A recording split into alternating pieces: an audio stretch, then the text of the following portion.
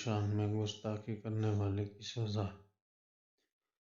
امام بخاری رحمہ اللہ نے اپنی کتاب المفرد میں لکھا ہے، ایک قبرستان میں مغرب کے بعد ایک قبر پڑتی تھی،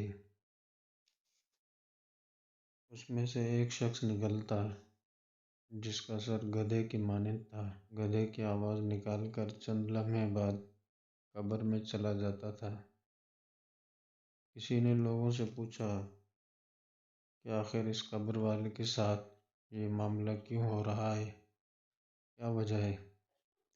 بتانے والے نے بتایا کہ یہ آدمی شراب پیتا تھا، جب اس کی ماں اسے ڈانٹتی تو کہتا تھا کیوں گدھے کی طرح چلاتی ہے۔ ماں باپ کا ادب بہت ضروری ہے۔